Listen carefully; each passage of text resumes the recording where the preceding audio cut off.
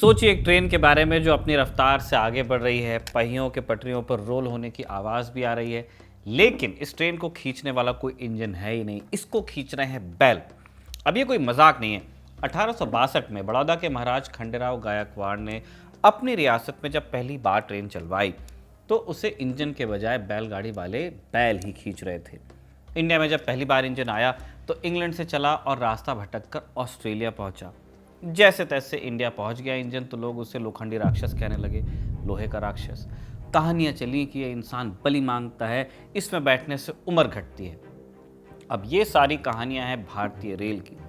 ये उस अंग्रेज इंजीनियर की भी कहानी है जिसका सपना पहाड़ का सीना चीर कर एक सुरंग बनाना था, लेकिन एक गलती पर हुकूमत ने उस पर जुर्माना लगाया। कितना जुर्माना? 1 रुपया। लेकिन वो 1 रुपया उसकी इज्जत पर इतना भारी पड़ गया कि उसने मौत को गले लगाया। नमस्ते, मैं हूं निखिल और आप देख रहे हैं अलिफ लैला, जिसमें आज जानेंगे कहानी भारतीय रेल की।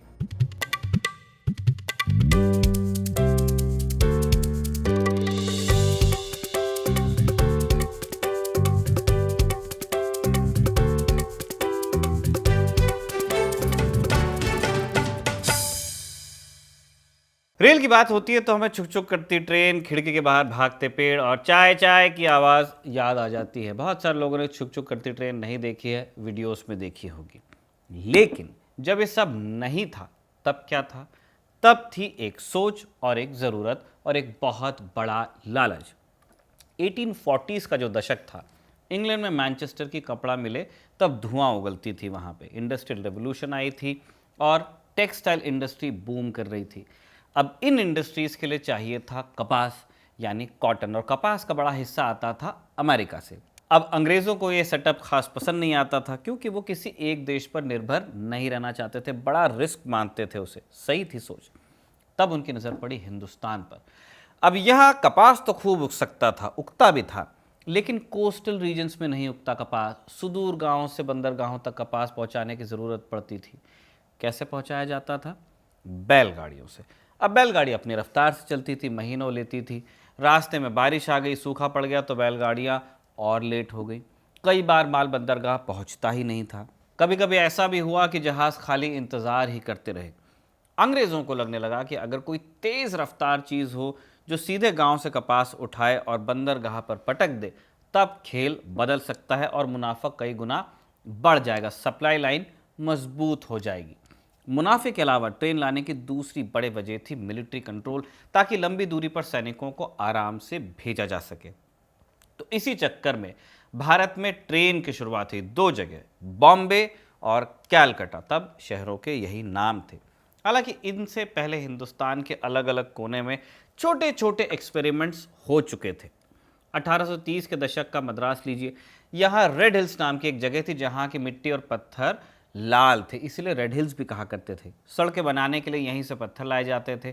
1837 में यहाँ एक छोटी सी और काम चलाऊ रेलवे लाइन बिछाई गई जिसका मकसद था पत्थर ढोना। वरिष्ठ रेल हिस्टोरियन और जर्नलिस्ट राजेंद्र आकड़ेकर अपने किताब a short history of Indian railways में बताते हैं कि इस लाइन पर चलने वाली ट्रेन में इंजन था नहीं, हवा की ताकत से चलाया जाता था। कैसे? डिब्बों पर पाल लगा दिए जाते, सेल्स, और हवा उनको धकेलती थी और ऐसे रफ्तार 12 मील प्रति घंटा तक पहुंच जाती थी। पहले अंग्रेज इंपीरियल सिस्टम को फॉलो करते थे तो रफ्तार मील में बताते थे। रफली आप लगाइए 18 या 20 किलोमीटर प्रति घंटा। आगे चलकर इसी लाइन पर एक British engineer captain Arthur cotton ने भाप के इंजन के साथ कुछ प्रयोग किया। 1838 में उन्होंने एक छोटा सा स्टीम लोकोमोटिव भी बनाया और उसे पटरियों पर दौड़ाया भी।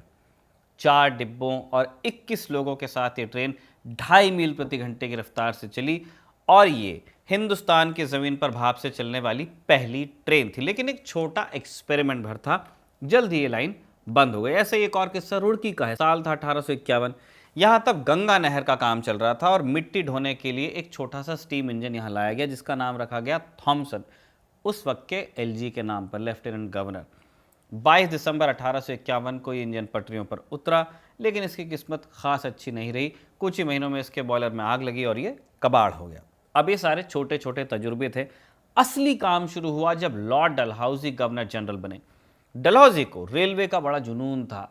उसने 1853 में अपना मशहूर रेलवे मिनट पेश किया, जो इंडियन रेलवे का एक तरह से घोषणा पत्र बना। उसने साफ कहा, स्टेशन साधारण होने चाहिए, कोई शान और शौकत की खास ज़रूरत नहीं, पैसा काम पर लगाओ, यानी कि कनेक्टिविटी पे, पटरियों पर।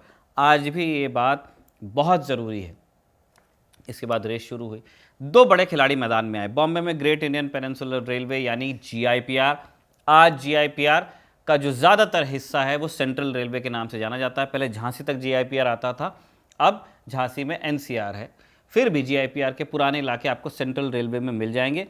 कलकत्ता में तब था ईस्ट इंडियन रेलवे यानी ईआईआर, आज का ईआर, ईस्टर्न रेलवे। दोनों के बीच की होड़ थी कि हिंदुस्तान की पहली ट्रेन कौन चलाता है।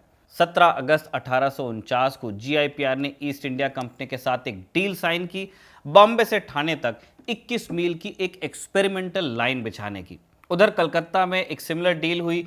ईआईआर ने कलकत्ता से राजमहल तक लाइन बिछाने का काम शुरू किया। अब पेपर पे आप देखेंगे तो कलकत्ता की ईआईआर आगे चल रही थी। 1853 तक उसने 38 मील की लाइन बिछा दी थी, लेकिन फिर किस्मत की हुई ऐसी तैसी।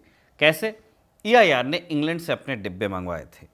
ये डिब्बे एचएमएस गुडविन नाम के जहाज पर लदकर हिंदुस्तान आ रहे थे, लेकिन जहाज हुगली नदी के मुहाने पर डूब गया। बिल्कुल पहुंचते पहुंचते सारे डिब्बे पानी में। अब ईआईआर क्या करती? इंतजार का तो टाइम ही नहीं था, तो कलकत्ता की दो लोकल कंपनियां मैसर्स स्टीवर्ट एंड कंपनी और सेटन एंड कंपनी, इन दो कंपनीज को डिब्बे बनाने का एक ऑर्डर तब कमीशन किया गया। डिब्बों का जुगाड़ हो गया, लेकिन इंजन का क्या होगा? इंजन दूसरे जहाज पर आ रहा था और उस जहाज के साथ जो हुआ वो और भी मज़ेदार है, या आप कह लीजिए वियर्ड है। ये जहाज रास्ता भटक गया, आना था कलकत्ता, वो ऑस्ट्रेलिया पहुंचा। अब आप सोचिए कि कलकत्ता में पटरियां बिछ गई, डिब्बे तैयार हैं और इंजन ऑस्ट्रेलिया की सैर कर रहा है। जब तक वो इंजन घूम घाम कर कलकत्ता पहुंचा, तब तक बॉम्बे में जीआईपीआर ने बाजी मार ली। जीआईपीआर वाले क्योंकि स्पीड से काम कर रहे थे, वहीं कलकत्ता वालों की दिक्कतें ख़त्म होने का नाम नहीं ले रही थी। उनकी लाइन चंदन नगर से गुजर रही थी, जो उस वक्त फ्रांस के कब्जे में होता था। फ्रेंच लोगों ने पंगा किया और फिर लोकल ज़मींदारों ने अपनी ज़मीन देने से इनकार भी कर दिया। इन सब वजहों से ईआईआर पिछड़ती गई और बॉम्बे ने इतिहास रचा।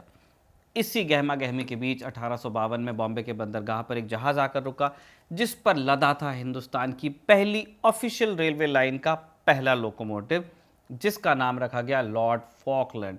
बॉम्बे के तब गवर्नर लॉर्ड फॉकलैंड ही थे। जब इसे बंदरगाह पर उतारा गया, तब इसको देखने के लिए हज़ारों की भीड़ आई थी। 200 से ज़्यादा कूलियों ने खींचकर पटरियों तक इसको पहुंचाया था। अब जैसे ही लॉर्ड फॉकलैंड ने पहली बार धुआं उगला और सीटी बजाई, बॉम्बे में तहलका मच गया और लोग हैरान परेशान, भाई क्या चीज़ है।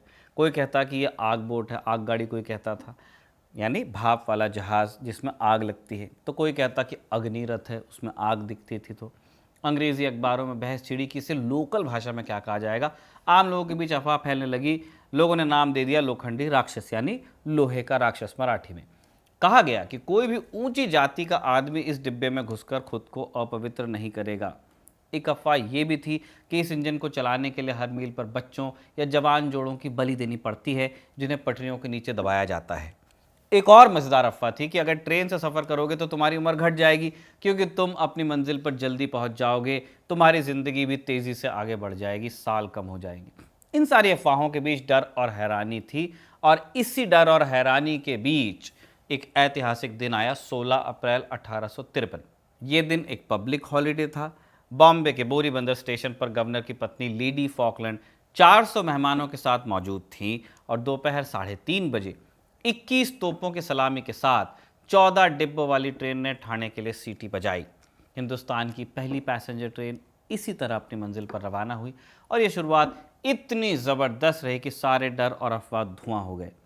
पहले ही 2 हफ्तों में 21,922 लोगों ने सफ़र किया और रेलवे ने 9,109 रुपये भी कमा लिए, यानी कि एक ब्लॉकबस्टर शुरुआत। उधर कलकत्ता में ईस्ट इंडियन रेलवे यानी ईआईआर ने भी हार नहीं मानी।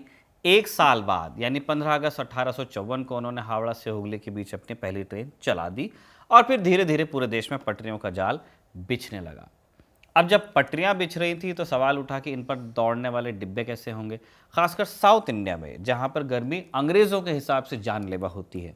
मद्रास रेलवे के लिए खास डिज़ाइन के डिब्बे तैयार किए गए। फर्स्ट क्लास के डिब्बों में गर्मी और धूल से बचने के लिए शीशे की खिड़कियां, ब्लाइंड्स और चमड़े के भारी पर्दे लगाए गए, छत भी डबल लेयर वाली थी, लेकिन थर्ड क्लास डिब्बों के लिए अंग्रेजों की सोच अलग थी। ऑफिशियल कागजात में लिखा गया कि चूंकि थर्ड क्लास में सिर्फ हिंदुस्तानी सफर करेंगे और इन्हें गर्मी से कोई फर्क नहीं पड़ता, इसलिए उनके लिए डिब्बे एकदम सिंपल होंगे, लोहे की रॉड के सहारे एक छत और लकड़ी की बेंच, बस। फिर एक और बड़ा सवाल था जाति का। जाति कहीं नहीं जाती। रेलवे के कॉन्टेक्स्ट में क्या सवाल आया कि क्या ब्राह्मण और शूद्र एक ही डिब्बे में सफर करेंगे? कंपनी ने साफ किया कि रेलवे सिर्फ एक ही भेदभाव मानेगी और वो होगा पैसे का। जिसके पास जिस क्लास का टिकट है वो उस क्लास में बैठेगा।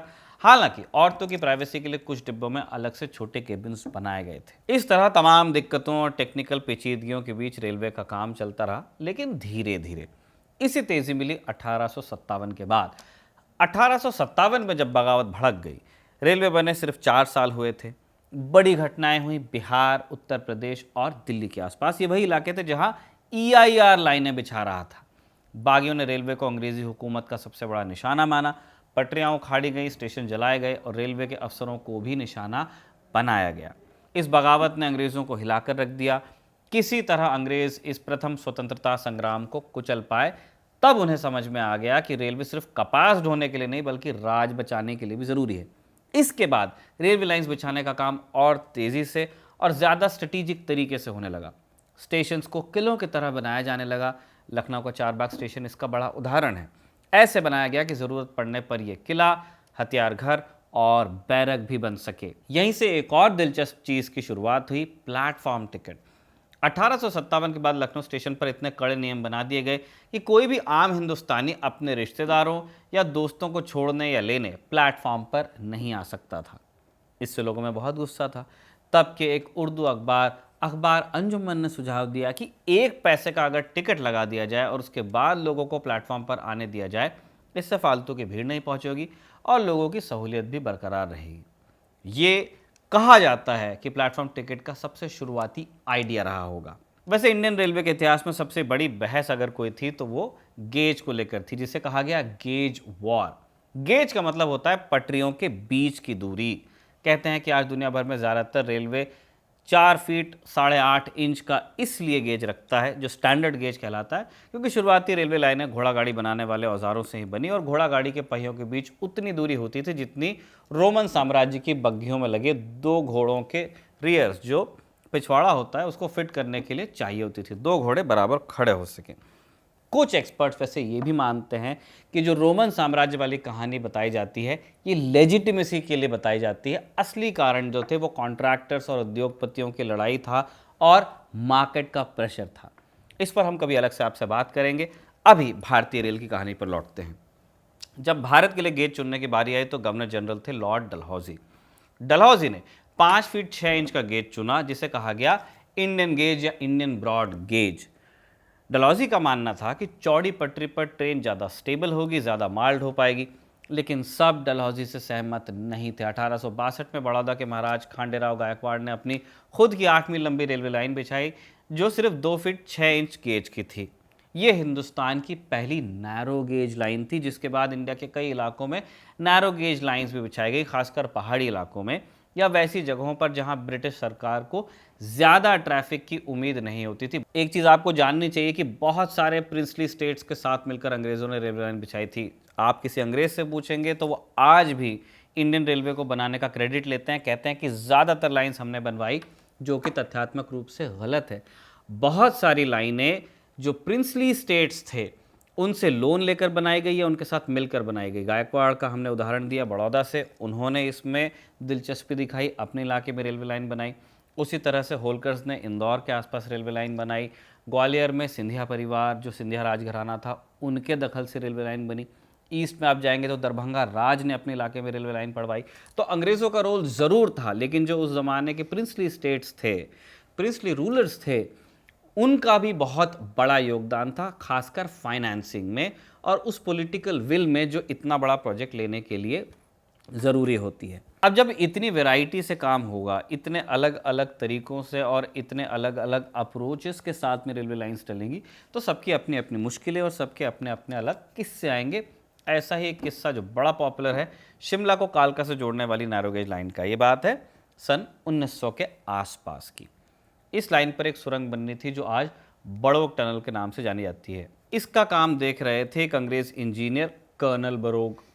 प्लान था कि पहाड़ के दोनों तरफ से खुदाई की जाएगी ताकि टाइम बचे और सुरंग बीच में आकर मिल जाएगी, लेकिन सर्वे अच्छे से नहीं हो पाया और हिसाब किताब में कुछ ऐसी गड़बड़ हो गई कि दोनों सिरे मिले ही नहीं।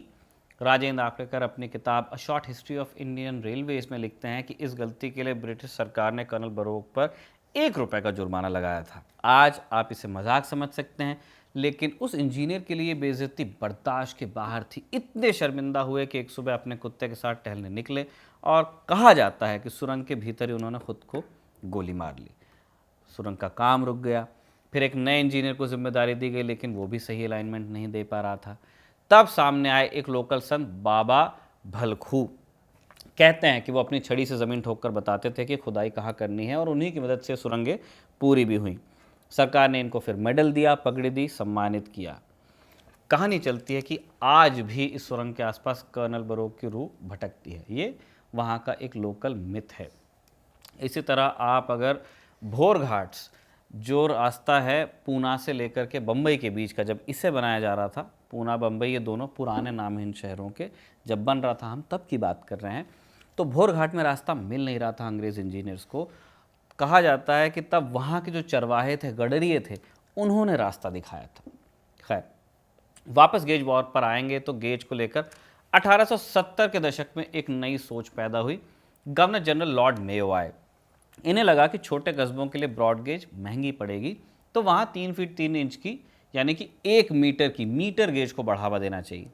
फिर क्या हुआ, पूरे देश में अलग अलग साइज़ की यानी अलग अलग गेजेस की पटरियाँ बिछने लगी और इससे एक मुसीबत खड़ी हुई, ब्रेक ऑफ गेज। एक ट्रेन दूसरे गेज वाली लाइन पर नहीं जा सकती थी। आज भी डुअल गेज जो टेक्नोलॉजी है एक गाड़ी के अंदर रेयर ही है और बहुत कॉम्प्लिकेटेड है।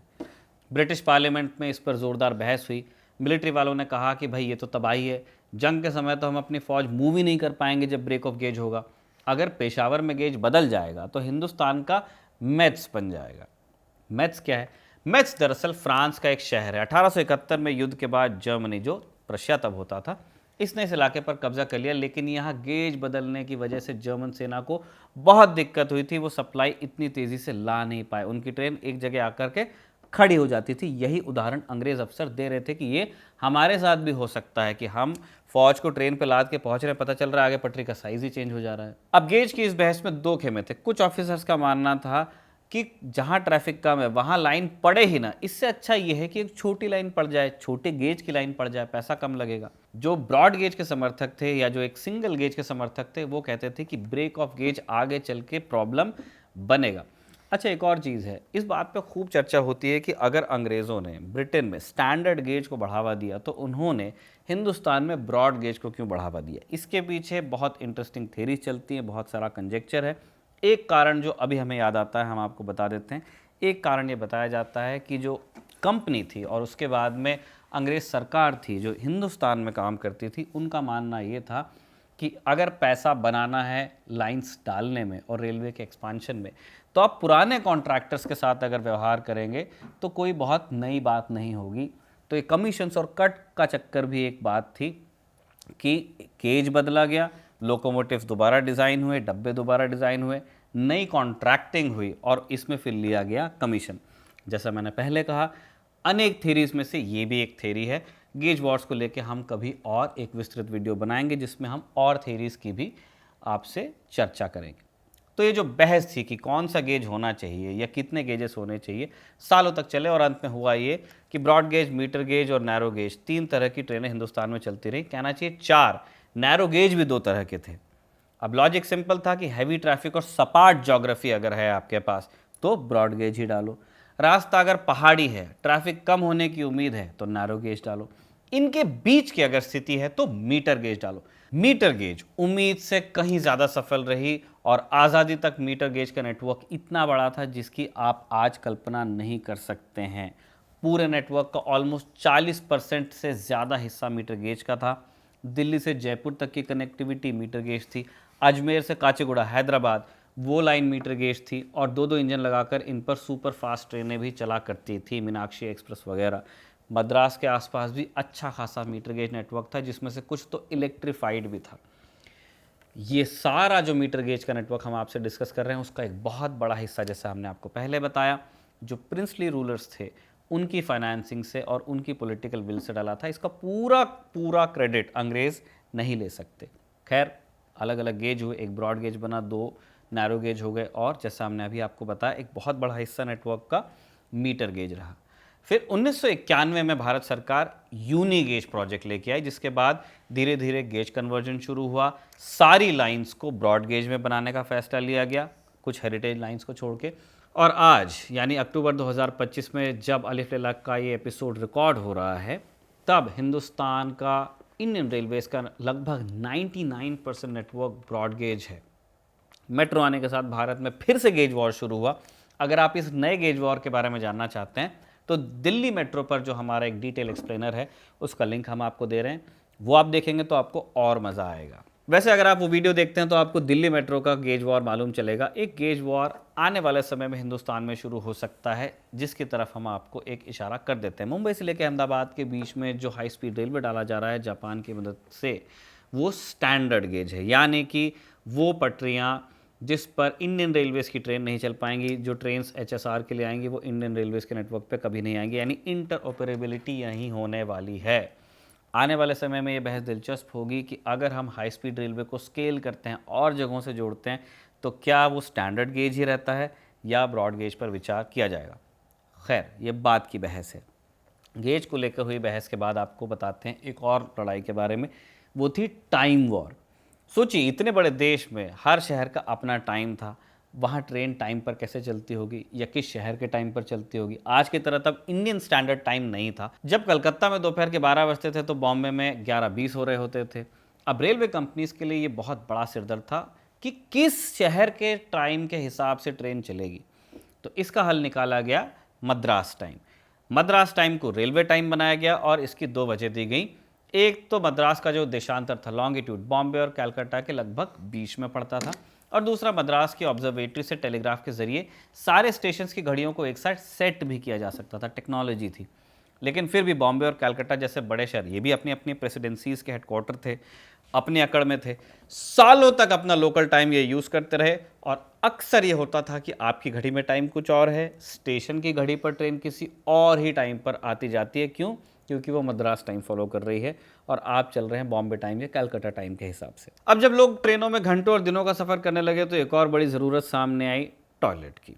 शुरुआत में ट्रेन्स में टॉयलेट्स थे नहीं, लोगों को स्टेशन पर उतरकर ही फारिग होना पड़ता था। फर्स्ट और सेकंड क्लास में तो 1880s के दशक तक टॉयलेट्स लगाए भी गए, लेकिन थर्ड क्लास में कोई इस तरह की व्यवस्था थी नहीं। और ऊपर से थर्ड क्लास के डिब्बे अक्सर बाहर से बंद किए जाते थे, तो यात्री कहीं जा भी नहीं सकते थे। इससे जुड़ा एक बड़ा मशहूर किस्सा है जो शायद सच न भी हो, लेकिन आज भी दिल्ली के नेशनल रेल म्यूजियम में एक चिट्ठी की शक्ल में मौजूद है। 1909 में ओखिल चंद्र सेन नाम के एक यात्री ने रेलवे को एक चिट्ठी लिखी थी। बड़ी मज़ेदार अंग्रेजी में थी, हम आपको भावानुवाद बता रहे हैं कि डियर सर, मैं अहमदपुर स्टेशन पर पैसेंजर ट्रेन से पहुंचा और कटहल खाने से मेरा पेट बहुत फूल गया था, मैंने काफ़ी खा लिया था, इसलिए शौच के लिए गया।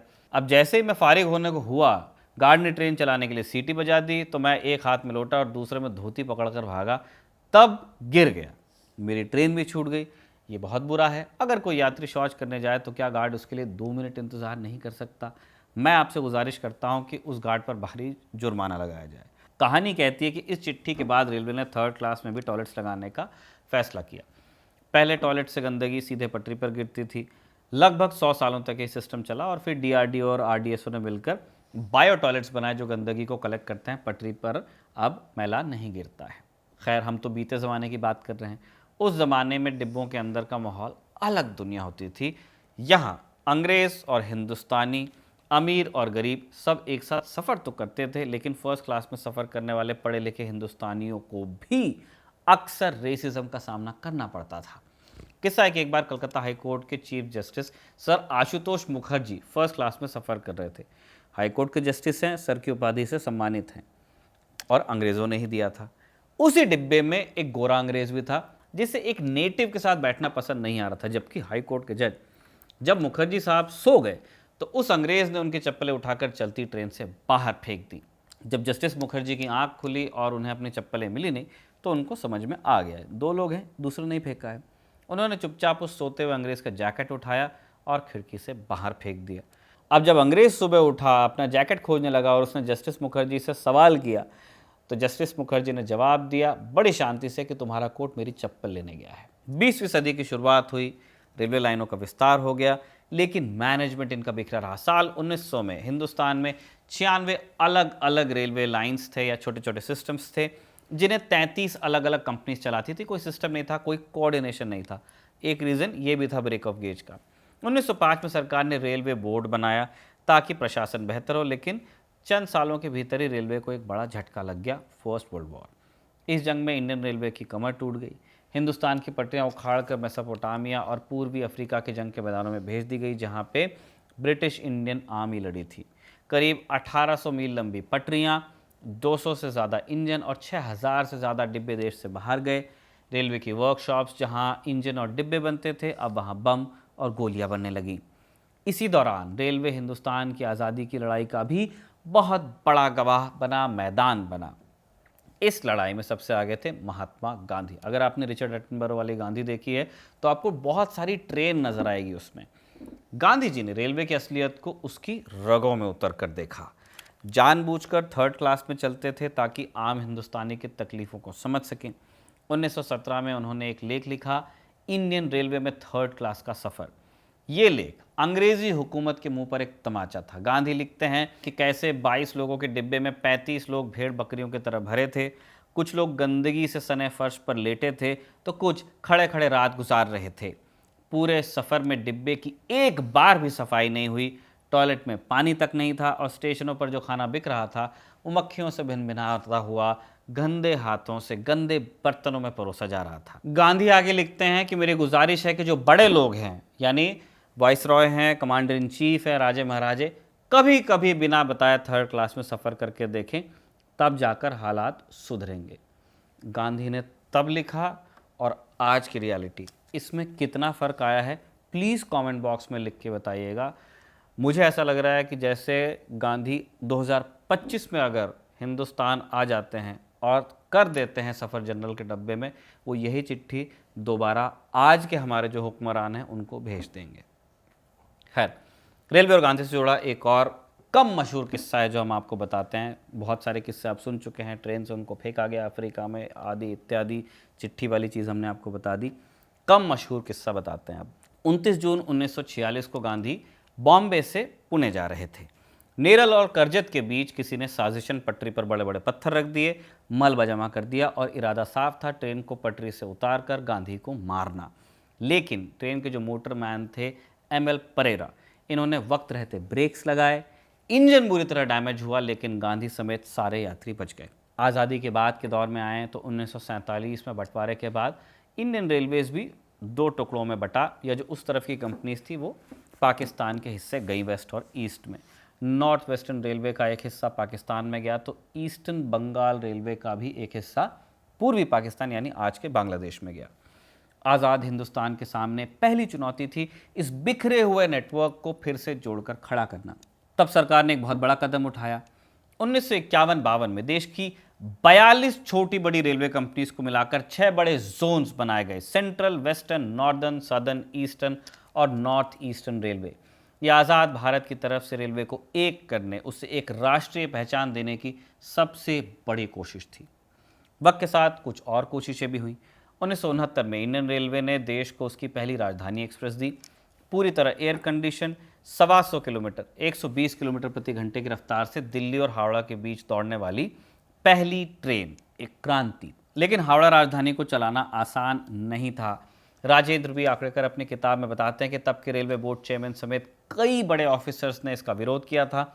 इनका मानना था कि ये एक एलीट यानी अमीर लोगों की ट्रेन होगी जो समाजवादी भारत की सोच से मेल नहीं खाती। कुछ ने कहा कि हमारी पटरियां और सिग्नल सिस्टम इतनी तेज़ रफ्तार के लिए नहीं बने हैं। लेकिन रेलवे के कुछ जुनूनी इंजीनियर्स की एक टीम थी। 2 साल तक उन्होंने लगातार ट्रायल किए और साबित कर दिया कि बिना किसी बड़े खर्चे के सिर्फ बेहतर मेंटेनेंस और जुगाड़ से ये गरीब आदमी का हाई स्पीड सपना सच हो सकता है। सच हुआ भी। इसके बाद कोंकण रेलवे का करिश्मा होता है। पश्चिमी घाट के मुश्किल पहाड़ों को काट कर सैकड़ों सुरंगें और पुल बनाकर 760 किलोमीटर लंबी ये लाइन बिछाना किसी सपने से कम नहीं था। ई श्रीधरन जैसे इंजीनियर्स के नेतृत्व में सपना पूरा हुआ। आगरकर की किताब में किस्सा है कि कैसे कोंकण रेलवे का एक ऑफिस एक हफ्ते के अंदर एक फ्लैट से शुरू कर दिया गया और सर्वे करने के लिए इंजीनियर्स को जब जीप्स नहीं मिली तो उन्होंने कावासाकी मोटरसाइकिल्स पर सर्वे किया। कोंकण रेलवे की सफलता सिर्फ इस बात में नहीं है कि एक पहाड़ी इलाके में एक 700 किलोमीटर लंबी रेलवे लाइन डल गई। उसकी सफलता इस बात में है कि इंडियन रेलवे में ज़्यादातर जो मेजर रूट्स थे वो अंग्रेज़ों के समय में अस्तित्व में आ गए थे, चाहे उनका गेज कुछ भी रहा हो। भारतीय रेल में उसमें नई लाइंस जोड़ी या उनके गेज को बदला या इलेक्ट्रीफाई किया। नए रूट्स की तरफ हम कदम बढ़ाने में हिचके, खासकर पहाड़ी इलाकों में। कोंकण रेलवे की सफलता ने हमें वो कॉन्फिडेंस दिया जिसके बाद हमने यूएसपीआरएल जैसे ज़्यादा कॉम्प्लिकेटेड प्रोजेक्ट्स के बारे में सोचा, उनको लेकर के हम गंभीर हुए और श्रीनगर से दिल्ली की डायरेक्ट कनेक्टिविटी पर काम शुरू हुआ। ये अनुभव हमको नॉर्थ ईस्ट में भी जो अब अलग अलग हमारी कैपिटल्स जोड़ी जा रही हैं वहाँ भी काम आ रहा है। तो कोंकण रेलवे को आप सिर्फ कोंकण रेलवे के उन 760 किलोमीटर्स में मत देखिए, कोंकण रेलवे के सक्सेस पर ही जो भविष्य का इंडियन रेलवे है, जो बड़े चुनौतीपूर्ण प्रोजेक्ट्स को अटेम्प्ट कर रहा है, उसकी नींव खड़ी है। इस तरह इंडियन रेलवे आज़ादी के बाद विकास करती रही और विकास के इन्हीं चरणों में कुछ बड़े बदलाव हुए। दशकों तक इंडियन रेलवे की पहचान थी कोयले का धुआं उगलने वाला, छुक छुक करने वाला भाप का इंजन। 1950 और 60 के दशक में अमेरिका से डीजल इंजन्स मंगवाए गए एल्को के। ये ज़्यादा ताकतवर थे, ज़्यादा तेज़ थे, कम खर्चीले थे। इन द सेंस ख़रीदने में ज़रूर महंगे थे लेकिन इन्हें ऑपरेट करना सस्ता पड़ता था। इसके साथ ही बड़े शहरों पर और व्यस्त रूटों पर इलेक्ट्रिफिकेशन भी हुआ। भाप के इंजनों की विदाई धीरे धीरे ही हो पाई, लेकिन 1970 में चित्तरंजन लोकोमोटिव वर्क्स ने हिंदुस्तान का आखिरी स्टीम इंजन बनाया और फिर 1995 में स्टीम इंजन ने अपनी आखिरी सीटी बजाकर पटरियों को हमेशा के लिए अलविदा कह दिया। रेलवे की कहानी इन तमाम टेक्निकल बदलावों की कहानी तो है ही, साथ ही इसमें पॉलिटिक्स का तड़का भी आपको मिल जाएगा। रेल मंत्री और रेलवे बोर्ड के चेयरमैन के बीच जंग के किस्से भी कुछ हैं जो हम आपको सुना देते हैं। अभी की तरह सिस्टम ये नहीं था कि ब्यूरोक्रेसी सोचती थी बोलने से पहले, एक ज़माने में ईगो क्लैशेस हो जाया करते थे। एक किस्सा 1971 का है। रेलवे बोर्ड के चेयरमैन थे बंकिम चंद्र गांगुली, एक बेहद काबिल और सख्त अफसर। उनकी रेल मंत्री के हनुमंथैया से बनती नहीं थी। एक दिन गांगुली साहब गुजरात के दौरे के लिए अपनी पत्नी के साथ अपने ख़ास सलून में सवार हुए। सलून्स की परंपरा क्यों रेलवे डिसकंटिन्यू नहीं कर रहा है, रेलवे जानता होगा, लेकिन जो था सो था। ट्रेन चलने वाली थी कि मंत्री जी के दफ्तर से हुक्म आया कि कोच को ट्रेन से अलग कर दो, जो अलग सलों है। गांगुली साहब भड़क गए और उन्होंने प्लेटफॉर्म पर ही प्रेस कॉन्फ्रेंस बुला ली और 6 दिन तक उस स्पेशल कोच में धरने पर बैठे रहे और आखिर पर सरकार ने उन्हें जबरन रिटायर करने का आदेश जारी किया और उस आदेश को उनके कोच के दरवाजे पर चिपकाया गया। इससे भी बड़ा ड्रामा हुआ 1983 में, जिससे रेलवे की दुनिया में मंडे आफ्टरनून मैसेकर कहा जाता है। इस बार आमने सामने थे रेल मंत्री ए गनी खान चौधरी और चेयरमैन मोहिंदर सिंह गुजराल। गुजराल को खुद इंदिरा गांधी ने रेलवे को पटरी पर लाने के लिए चुना था, लेकिन मंत्री जी से उनकी बनती नहीं थी, ठन गई। एक दिन जब गुजराल साहब बॉम्बे के दौरे पर थे, उन्हें फ़ोन पर बताया गया कि आपको कर दिया गया है सैक, बर्खास्त। दिल्ली में रेल भवन में उनके और उनके साथी ऑफिसर्स के कमरों को तुरंत लॉक किया गया, नेम प्लेट्स उखाड़ी गई। गुजराल के भरोसेमंद अफसरों का तबादला ऐसी ऐसी जगहों पर किया गया जहां पर तब पहुंचने में ही 2-2 दिन लगते थे। इंडियन रेलवे का सफ़र आज लगभग 170 साल पूरे कर चुका है और आज एक दोराहे पर खड़ा है। एक तरफ भविष्य की तस्वीर है जिसमें वंदे भारत जैसी सेमी हाई स्पीड ट्रेन्स हैं, डेडिकेटेड फ्रेट कॉरिडोर्स हैं जिनका मकसद रेलगाड़ियों को पैसेंजर ट्रैफिक से आज़ाद करना है। बड़े जो स्टेशन हैं उनको आधुनिक बनाने का काम चल रहा है। देश का रेलवे नेटवर्क लगभग पूरी तरह इलेक्ट्रिक होने के करीब है, जो एक बड़ा कदम तो है ही, लेकिन सिक्के का एक दूसरा पहलू भी है। आज भी ट्रेन की लेट लतीफ़ी और सुरक्षा सबसे बड़ी चुनौतियां हैं। बढ़ती आबादी का बोझ पुराने हो चुके नेटवर्क पर आपको दिख रहा है, खासकर जनरल, स्लीपर और थर्ड एसी में भीड़ हो रही है। हाल ही में हुए बड़े हादसे रेलवे के सेफ्टी सिस्टम पर भी गंभीर सवाल खड़े करते हैं। कवच की बात खूब होती है, लगा कितना, उसका असर कितना हुआ, आप कमेंट बॉक्स में बताइएगा। इसके अलावा कम यात्री किराया और बढ़ते ऑपरेशनल खर्च के बीच संतुलन साधना भी एक लगातार चलने वाली जद्दोजहद है। 19वीं सदी में भारत की ज़मीन पर उतरने वाला लोखंडी राक्षस आज एक बहुत बड़ा ह्यूमंगस सिस्टम बन चुका है, जो एक तरफ भविष्य की ओर दौड़ना चाहता है तो दूसरी तरफ अपनी रोज़मर्रा की दिक्कतों और जिम्मेदारियों से जूझ रहा है। ये सफ़र अब भी जारी है। इसी नोट पे अलिफ लैला के इस एपिसोड को हम कंक्लूड करते हैं। ऐसा कमल ने लिखा और अयान ने रिकॉर्ड किया। आप देखते रहिए खबरगाम।